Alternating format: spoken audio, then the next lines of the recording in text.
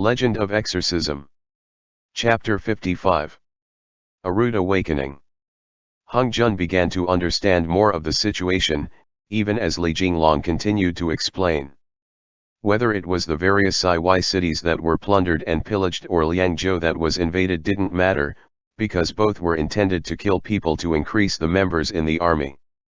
Zhang Hao's background is unclear, but with his identity as a Yaogui that spreads plague, he must have someone issuing commands to him. And the illness that Emorigin, the old general, and the soldiers of the city have caught, must have come from this guy. Who could be giving him orders? Hung Jun asked. That, we will only know by asking him. Li Jinglong commanded, do it ba. Hung Jun first melted the part of the ice around where the arms were located, so the soldiers could go forth to tie them tightly with iron chains, before doing the same for his feet. Even after putting iron fetters and iron chains on him, Li Jinglong was still afraid that he would break free again, so he tied additional wetted leather cords around the corpse ghost king's ankles and wrists. The last soldiers, dragging another chain, lifted up the corpse ghost king within the icy coffin, tying him to the stone pillar.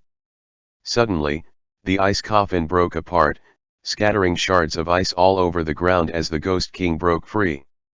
Lu Fei?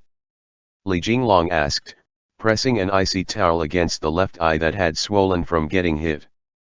The ghost king was dangling from the stone pillar, and upon hearing that name, he slowly lifted his head. His eyes were like the rest of the corpse ghosts, appearing a murky white. The only thing that was different was that his pupils were faintly visible. Hand over the antidote, Li Jinglong said darkly. Hung Jun's heart leapt into his throat. The ghost king didn't respond. He only lifted his head slightly, his expression not changing one bit, his eyes seemingly staring towards the sky. Lu Su wanted to come forward, but Hung Jun tugged him back and shook his head. Hand over the antidote. Li Jinglong demanded, almost in a roar. Right after, the light of the heart lamp shone forth from his hands, instantly lighting up the ghost king. The ghost king let out a muffled bellow as he struggled ceaselessly, evidently in extreme pain. Li Jinglong pulled the heart lamp back. Hung Jun couldn't help the horror he felt in his heart. This was the first time that he had seen Li Jinglong interrogate Yaogui. But without this interrogation, the lives of Emorigin and so many people would be in grave danger. Are they able to speak? Hung Jun recalled that this entire time, they had basically never seen any corpse ghost speak. Give him a brush and paper, Li Jinglong ordered the soldiers. With that, a soldier brought over a brush and paper, handing them to the ghost king. Li Jinglong knew that he had no time to waste. He had to first get the method of curing the poison, and only after that would it be time to ask about the hidden mastermind behind all of this. The ghost king gripped the brush. The soldiers then placed a sheet of paper against the underside of a wooden basin and let him write on it. Li Jinglong said, if you want to live, then be honest. Li Jinglong's words could be interpreted in several different ways, because saying if you want to live to an already deceased person was indeed quite strange. But the ghost king, after pondering silently for a moment, suddenly tossed aside the brush with his bound hands, before letting out an angered roar at the soldiers. With that explosive roar, the soldiers immediately cried out and scrambled away with their tails between their legs. Li Jinglong couldn't bear it any longer, and he lifted his fist. He was thinking about sending a punch flying onto that ghost king's face, but the ghost king wasn't afraid at all. He tested the chains, meaning, you have me chained. If you have the skill, why not release me and fight me one-on-one? Li Jinglong was enraged beyond belief, but he managed to suppress his anger and turned to leave. What should we do? Hung Jun asked anxiously, chasing after Li Jinglong. I don't know. Feeling extremely restless, Li Jinglong asked, how are the patients doing? Before this, Hung Jun had already checked over Emorigin and Geshu Han. After taking the medicine, their conditions had stabilized. It was just that they hadn't woken from their comas, and he didn't know how long they could hold out. Let me think about it. Li Jinglong sat down on the bed in the side hall. Several days of insufficient sleep caused him to feel extremely tired now. Lu Fei, Li Jinglong recalled what Zhang Hao had said, and he muttered to himself, who was this ghost king when he was alive? Was there any historical general named Lu Fei? The most important thing now was to make him speak. Hung Jun was just about to leave, but Li Jinglong said, "Keep me company for a while, Hung Jun, I'm too tired." Li Jinglong's plan was intricate, with rings within rings.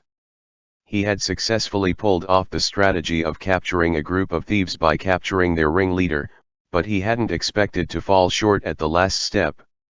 Zhang Hao's betrayal was something that he never could have foreseen, but if he had kept his guard up earlier before detaining Zhang Hao, then perhaps there would still be a way. Right now, the most important thing was figuring out how to make this ghost king open his mouth and speak. Hung Jun brought up another possibility. What if he's only a puppet on strings, and no matter if he's the ghost king or just an ordinary corpse ghost, he has no individual thoughts of his own, but is rather being controlled right now? Impossible, Li Jinglong answered after thinking deeply for a moment. His martial skills and his techniques, his ability to direct the troops in formation, these all cannot simply come from the hands of another. Hung Jun fell into deep thought. Li Jinglong slumped in front of the table and said, "Let me sleep for 1k. Hung Jun stoked the fire in the stove higher for him, and only after Li Jinglong was soundly asleep did he rise to go see his patients. After making his rounds, he returned to stand in front of the hallway. Several soldiers were standing guard in the courtyard outside, and the sunlight shone directly down. The Ghost King had finally gained some expression, his eyes were narrowed in pain, and his hair was loose and unbound as he was tied to the stone pillar. Clearly, he was very afraid of the sun. Hung Jun suddenly thought of something. Whenever the corpse ghost army moved out, if it wasn't night, it was during a day of heavy snow, a day where there was no sunlight. And they were even more afraid of Li Jinglong's heart lamp than normal Yaoguai. Lu Su was still waiting on the drill grounds, and when he saw that Hung Jun and Li Jinglong hadn't finished discussing matters, he called out impatiently, "Hung Jun." Hung Jun indicated that he shouldn't be impatient, and he responded, "We will find a way." He slowly approached the Ghost King, stopping 3 paces away from him. "Lu Fei?" Hung Jun asked. Lu Su followed along behind him. The Ghost King's head was originally drooping downwards, icicles hanging densely from his hair. With this movement, he slowly lifted his head a little, using his murky eyeballs to look at Hung Jun. "I'm also a Yao," Hung Jun said suddenly. The Ghost King didn't respond. Hung Jun pulled off his peacock plume, bringing it in front of the Ghost King, indicating that he should look, as he said, "This is something my father left me after he passed, he's a Yaoguai." "Lu Fei, why did you do all this?" The Ghost King didn't look at the peacock plume. He only lifted his eyes, fixing his stare on Hung Jun. Finally, a crisp ge sound issued forth from his throat. Lu Su watched for a moment longer, but with a sudden turn, he swiftly left the drill grounds. "Hung Jun, where are you going?" Lu Su had already run off without a trace, so Hung Jun could only let him be. He continued, "I know you saved Qin Liang before, so you're not a bad person. Lu Fei, our friend's about to die, can you tell us what exactly all of this was for?" The Carpiao asked, "Why does he look like he's lost his soul?" Hung Jun, say, after corpse ghosts die, are their souls still in their bodies? Hung Jun's forehead furrowed deeply. He remembered that back in the day, Qing Xiang had given him a book. It detailed the various flying and walking beasts and birds, but it hadn't had any records related to corpse ghosts. Hung Jun observed the Ghost King, saying, "It looks like it's not that he doesn't want to speak, but rather that he can't speak. What should we do?" Just as Hung Jun was stuck on what to do, not far in the distance he heard Lu Su's shout. "Hung Jun!" Hung Jun turned and glanced back, only to see Lu Su supporting Amorigin, shuffling step by step out of the courtyard. The fright he felt at that was not small, and Hung Jun hurried to turn and help support him as well. Amorigin had slept for a long time, but now he managed to struggle into wakefulness, even as he coughed non-stop, his body icy cold. Hung Jun said, "Quick, go back and lie down." "Lu Su, what did you have him come here for?" Amorigin was originally very ill, and at this time, his footsteps were like he was walking on cotton, and his movements were very forced. He panted as he asked, "Who is this? What has happened?"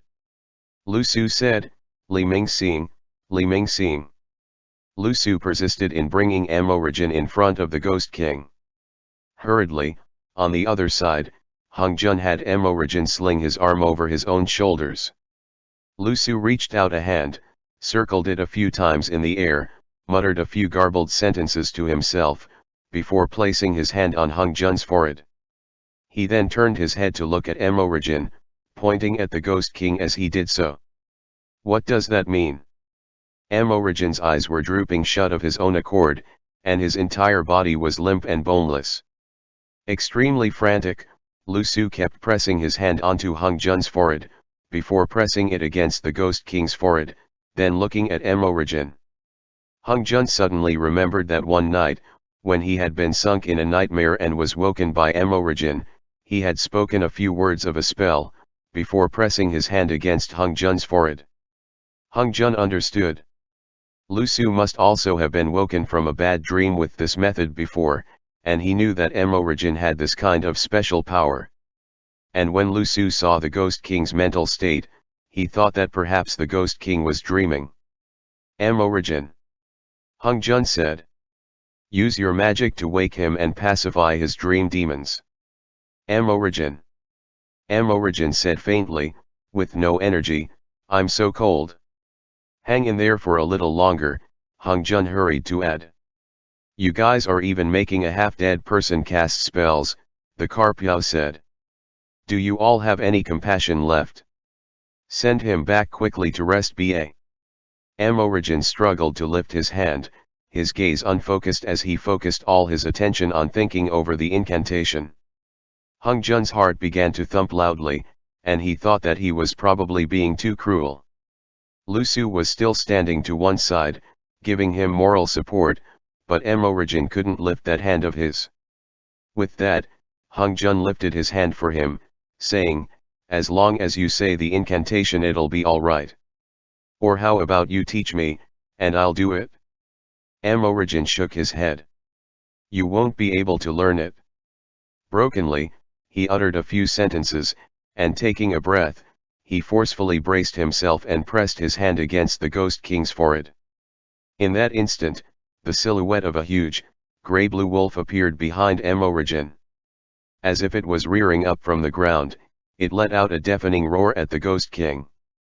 The Ghost King was caught off guard by this rush of power, and black flames burst out from all over his body, blowing backwards behind him as if they were being pushed by a powerful, wild wind. Amorigin let out a few loud shouts in succession, his palm still pressed on the Ghost King's forehead even as he trembled non-stop. The Ghost King seemed as if he had been struck by powerful mana. He let out a pained roar as his hands struggled incessantly, jerking the metal chains about. When Li Jinglong heard those sounds, he immediately rushed over. When he saw Lu Su and Hung Jun holding Amorigin up, and Amorigin pressing one hand against the Ghost King's forehead, although he didn't know what had happened, he hurried over anyways. Amorigin's expression was one of extreme pain, even as the black energy behind the Ghost King gathered into a roaring monster, which moved to swallow Amorigin. The shape of the grey wolf grew faint, and Li Jinglong, instantly coming to a decision, activated the power of the heart lamp and slapped one hand on Amorigin's back. White light shot through Amorigin's entire body, and the spiritual energy in his hand once again grew strong, turning into a whirlwind that flew at the black smoke behind the Ghost King to destroy it. Instantly, that black smoke seemed to let out a wail, as with a hong, it was dispersed by the whirlwind of white light. With that, Amorijin's spiritual energy was drawn back into himself, and he spat out a mouthful of blood before collapsing. Lu Su hurried to grab Amorijin in a half-hug as Hung Jun and Li Jinglong rushed forward to catch Amorijin's heavy body. The Ghost King's bowed head slowly lifted. In his murky eyes, hues of grey continued to gather, turning into pupils. His forehead furrowed as he raised his gaze to take in the three people in front of him, before he turned his head to look at the metal chains holding him down. At the same time, Yadan. Dark clouds clustered together thickly in the sky, and the snowflakes filled the air of the stone canyon. Deep underground, in a patch of darkness, Zhang Hao dragged along its broken body, staggering into the crypt. A woman wrapped in a white robe stood in the center, and she said coldly, "You've ruined the entire plan, Zhang Hao. There's no way for us to explain the matter to the Yao King now." Zhang Hao responded, "How can you blame me for this? The corpse ghost army is still out and about. As soon as I left Yumen Pass, I left them far behind. There's no rush, the rattle drum is still with us. As long as we can sneak back in, let Lu Fei out, and steal back the great general's sword." The white-robed woman turned, and with her teeth gritted, she spat out, word by word, "Lu Fei is already awake." Zhang Hao startled, an expression of horror on its face. Its teeth rattled together as the two of them looked simultaneously towards the heights of the crypt. The crypt was completely filled with 50,000 stone coffins, almost half of which were now empty. At the top, there was a white jade coffin with its lid opened, and on its front were carved the words, "The King of Jiangdu, Lu of the Great Han." The inside of the coffin was completely empty. At the very top was a dark coffin. The words carved on it were already blurred and hard to read, but faintly the words Great Qin could be made out. There was a small rattle drum placed atop it. End chapter. Legend of Exorcism. Chapter 56. The Corpse King released from his bonds. Sunlight streamed over the courtyard. The Ghost King turned his head aside in great pain, saying, "Release me." Hung Jun. Li Jinglong. "Wow," the Carpiao said. "You finally know how to speak. What is this place?" The Ghost King didn't stop struggling. Li Jinglong hurried to have Lu Su take the unconscious Amorijin back, even as he himself gripped the sword of wisdom, pointing it at the Ghost King. "Who exactly are you?" Li Jinglong asked gravely. "On whose orders did you come here? How do we cure the corpse poison that your subordinates have spread? Speak." Li Jinglong held the sword of wisdom, pointing it at the Ghost King, and the sword began to glow with light. "Undo my chains," the Ghost King responded in a low voice. "Only then do you have the right to speak to me." His voice was deep and hoarse, and only when he spoke did his chest rise and fall. Hung Jun said, "Release him ba." Li Jinglong hesitated for a while. The Ghost King then said, "With these chains and the pillar alone, you will not be able to hold me. At the very latest, tonight, I will break free. When that time comes, do not blame me for not showing any mercy." Li Jinglong responded darkly, "If it wasn't for Hung Jun asking for mercy on your behalf, I wouldn't let you down, but you should know that I am not afraid of you." And saying this, Li Jinglong sheathed the sword of wisdom, holding out a hand, and Hung Jun handed over his glaive. The heart lamp flashed forth from Li Jinglong's left hand, and the Ghost King let out an angry bellow, turning his head away in horror, not daring to look directly at the light. Right after, Li Jinglong flicked his wrist, and with a few dang-dangs, he sliced through all of the bonds holding the Ghost King's body down. At that, the Ghost King staggered and almost fell face first in front of the two of them. "First go to see the patients," Li Jinglong said. "There are too many questions to ask you." With that, Hung Jun led him through the long corridor. The Ghost King's build was tall and large, and he was even somewhat taller than Li Jinglong. If he didn't pay attention, he would smack into the wind chimes and the carved decorations in the rafters, so he could only duck down from time to time. Ghost King, Hung Jun said. My friends all fell prey to your guy's corpse poison in the previous battles we had. Can it be cured? Though I was a king in my previous life, in death, I am no longer the king of the corpse ghosts that fell in battle. You can call me Lu Fei or General, either will do, Lu Fei responded. As for the true king, there is another. No way. Hung Jun said with horror. There's more. My king is currently still asleep. Lu Fei walked into Emorigin's room. Lu Su sat to one side, glancing at Lu Fei every now and then as he let him have the spot in front of the bed. Lu Fei said to Lu Su, thanks. Lu Su didn't understand what that meant. Lu Fei reached out a long, gray-blue index finger, peeling up Emorigin's eyelids to take a glance, before inspecting the scars on his body. This was caused by the poison on my subordinate's blades, Lu Fei responded. What about the others? Hung Jun then brought him to see Geshuhan. At this time, Geshuhan was already on his deathbed, so his room was filled with commanding officers. As soon as they saw Lu Fei, they all shouted, Yaogwai, before they pulled out their blades, ready to fight him to the death. Hung Jun, however, tried every method to inform them of the situation, explaining that he was here to cure the illness. After Lu Fei looked over Geshuhan, he said, this one's in pretty bad shape, it's the same poison. Hung Jun then had him take a look at the old madam. As soon as Lu Fei looked at her, he said, she was poisoned by the plague god, her condition is different from theirs. As long as she takes medicine, she will get better. Is there anyone else? When they returned to the hall, Li Jinglong had already ordered for the soldiers in the barracks to be brought over, and they filled the entire courtyard. After Lu Fei took a circle around, he said at the end, there is no need to look at any more, they are all the same. Can they be saved? Hung Jun asked nervously. Lu Fei nodded. It was only then that Hung Jun finally let himself relax. They must be saved now, otherwise they will not be able to survive the night, Lu Fei responded. I'll go write the medicinal recipe now, and you send people out to gather the ingredients. They must be gathered as soon as possible. Right after, Lu Fei drew up the recipe, and on it was listed white arsenic, heartbreak grass, pit viper venom, and other similar lethal toxins. When Hung Jun saw the list, he was greatly shaken, and he said, this. Draw it up, Li Jinglong said.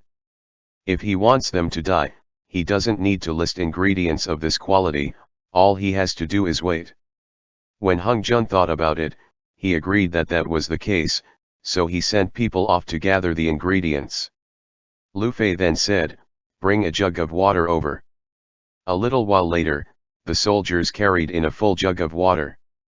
Lu Fei borrowed one of Hung Jun's throwing knives, rolled up his sleeve, and jabbed it into his arm, slicing open his flesh. The inside of the wound was like a rubber tree, inky black blood flowed out, accompanied by a slow, seeping black fog. The blood dripped into the jug, and as soon as a single drop touched the water, it dyed the entire jug of water pitch black. After the medicine boils, add a spoonful of Ghost King blood to every bowl, Lu Fei said, have all of the people drink it at once, in one go. Tonight, at midnight, the poison will be cured. Night fell, and in the general's estate, large pots had been set up and medicine was currently stewing in them. The entire estate was bright with light from the lamps. Lu Fei stitched up his wound with a needle. At the end, he couldn't tie off the knot easily, so Hung Jun took it and personally tied the knot for him. Now, I imagine we can have an open and sincere discussion, Li Jinglong said. I had such a long dream. Lu Fei leaned against the front of the bed. He asked, is there wine? You're dead, but you still eat, the Carpio asked. Even as walking corpses, we still need to drink water, Lu Fei answered easily. Otherwise we'll dry out too fast. Hung Jun. Li Jinglong then commanded people to bring some wine.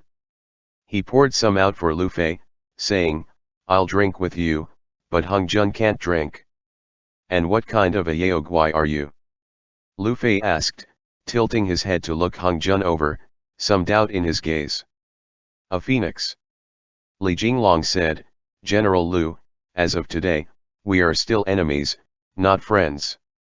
Do not act overly friendly. I'll go check on the medicine, Hung Jun said in response, before he rose and left. A faint trace of an odd smile appeared on Lu Fei's grey-blue face. When he smiled, his expression turned a little rakish, and he answered easily, I'm no more than a ruffian of a soldier. The world of today has long since changed from when it was my Han family's territory. Being a human is fine, being a Yao is also alright, and hasn't this general long since given up any intent to fight for an advantage over you all? Why are you all acting hostile towards me? The one who is acting hostile is you, Li Jinglong said darkly. Your armies swept across the lands of Siwai, how domineering was that? Who knows how many citizens you separated from their homes and their belongings, tearing families apart and taking their lives. Lu Fei took a sip of wine, focusing his attention on Li Jinglong as he murmured, humans live for a mere 100 years, and they will all die in the end. Why be so close-minded? Even if they do not fear death, Li Jinglong shot back, not giving even an inch, those who are living always wish to keep living. For them to come to terms with life and death on their own, versus being cut down by a single slash of yours, there is always a difference there, isn't that right? Lu Fei's eyebrows furrowed slightly as he responded, these words remind me of an old friend of mine from before. Li Jinglong was startled. Lu Fei thought deeply, before saying, what was he called again? I've forgotten, it's been a while. He was surnamed Li, I think he was called Li Guang. Yes, Li Guang. Li Jinglong. Lu Fei, 20 years ago, you all still had a poem, and it went if General Fei and the conqueror of Longcheng were still here, they would not allow the Hu riders to pass the Yin Mountains, and it was because I made that life and death promise that I went to serve under the Ghost King and join the garrison at Yadan. Since then, it has been almost 900 years. Li Jinglong asked in disbelief, why? To guard the Great Wall. Lu Fei changed his position, slumping casually. His long hair was loose and unbound, and he stared absent-mindedly at the wine in his cup as he continued, I hadn't expected that, without realizing it, I had such a long dream of a fleeting life. At that time, Hung Jun returned, sitting down by Li Jinglong's side. When he heard the second half of that sentence, he couldn't resist asking, what did you dream of? I dreamt of my wife, Lu Fei said, his mind elsewhere. I imagine that now, she has long since become nothing but white bones, and her soul has already reincarnated into a new body. I dreamt of our first meeting, in the Shanglin Gardens. Hung Jun suddenly thought of the dream that he himself had, where he had dreamt that he was in a garden filled with blossoms, and when he turned, he had seen a beautiful young lady passing through a long corridor. His eyes had seen Lu Fei's dreamscape. What exactly was happening here? Before Hung Jun could give voice to that question, Li Jinglong asked, since you were guarding the Great Wall and the area outside the Yumen Pass, why did you attack the citizens of Sania? I don't know. Lu Fei slowly shook his head, saying, originally, we awaken once every 10 years to head to the Majao caves in Shazhu to present ourselves to the dear God, but I never expected. After waking up this time, 2 visitors came to the royal mausoleum in Yadan. Wait. Li Jinglong exclaimed, surprised.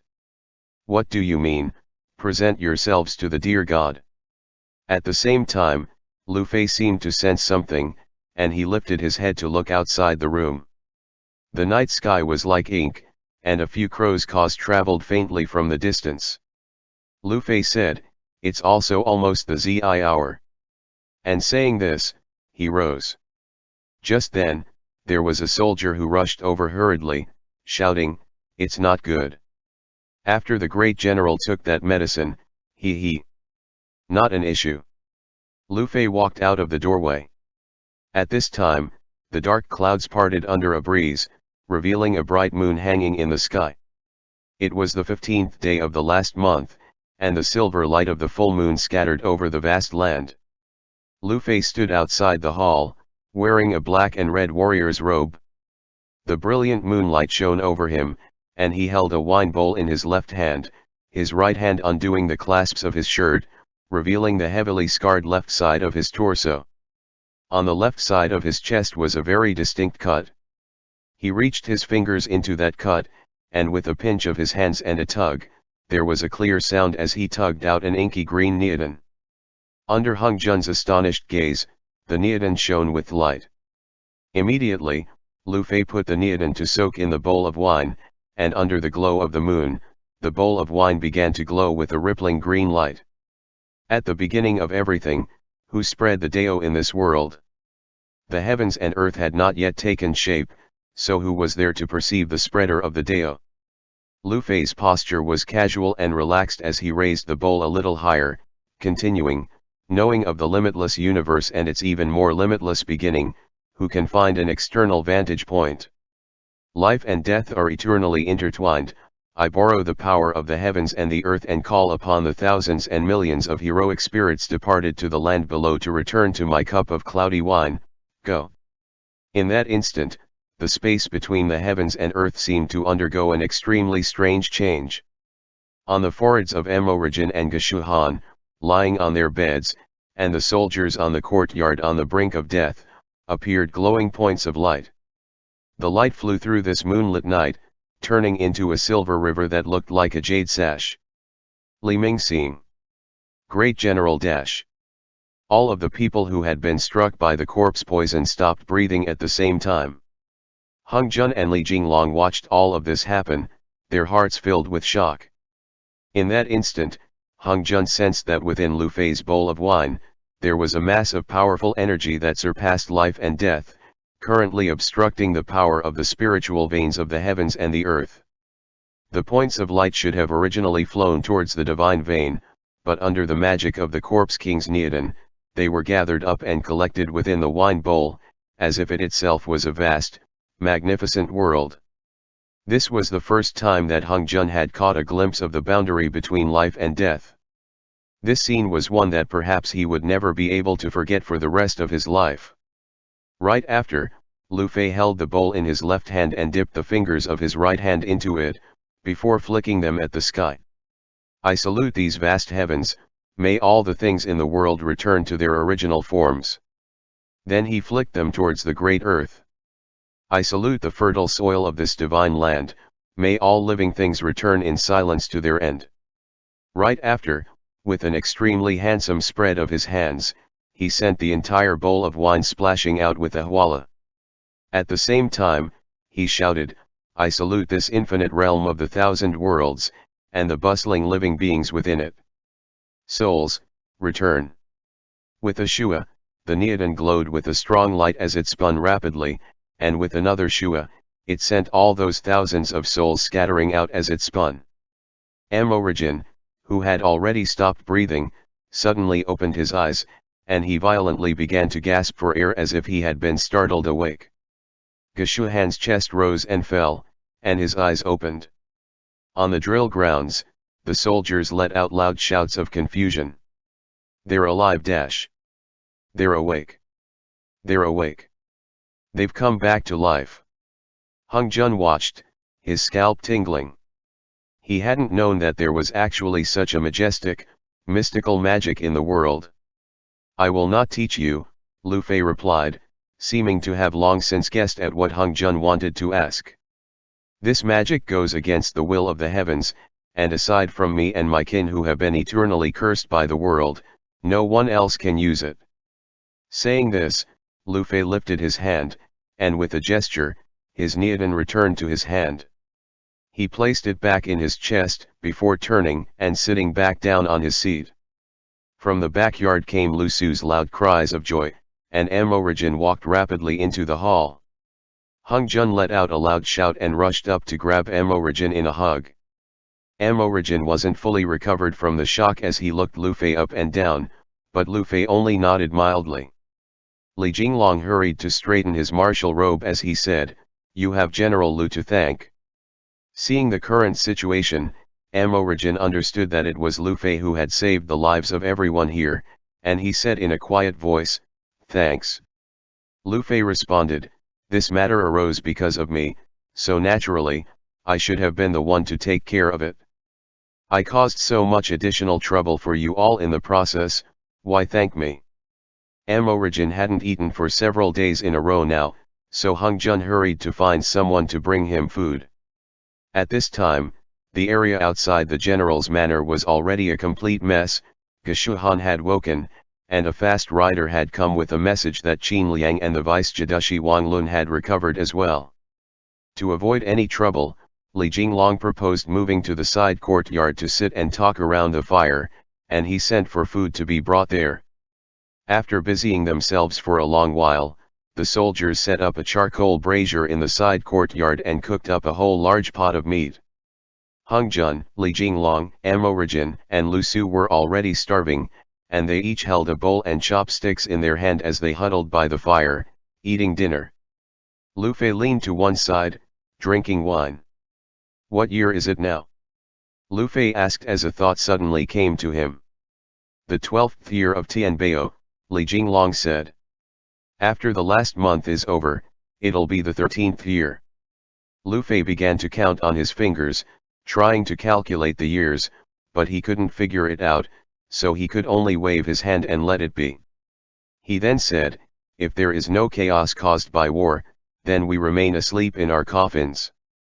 We only awaken once every 10 years, on the night of Lidong, when we leave Yadan and make our way through the Yang and Yumen passes, to deter any Xiongnu looking for trouble."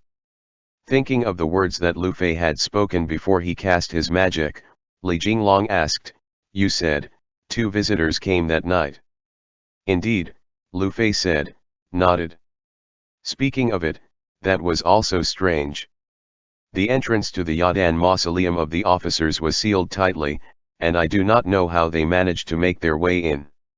When Hung Jun heard this, he forgot about eating. Li Jinglong then picked up a piece of meat for him, telling him to eat faster so that he wouldn't go hungry, before he poured some more wine for Lu Fei.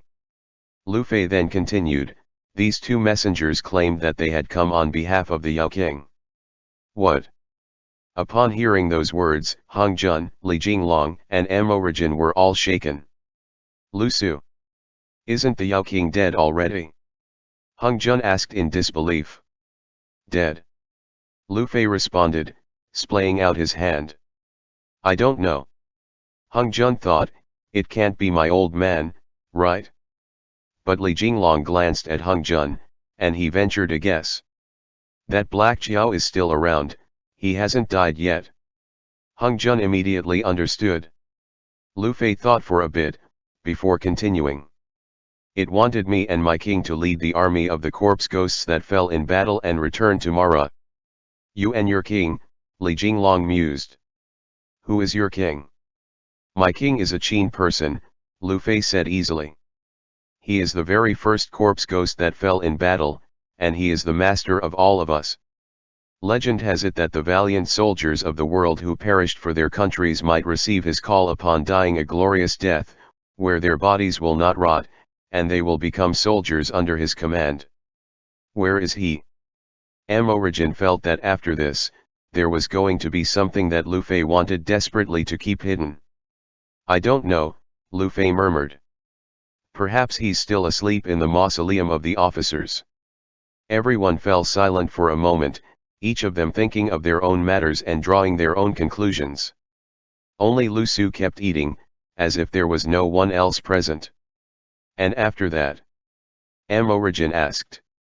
"After that, naturally they were rejected by my king and I," Lu Fei responded casually, before he once again fell silent, as if he was recalling the details. None of them disturbed him. Not long after, he continued.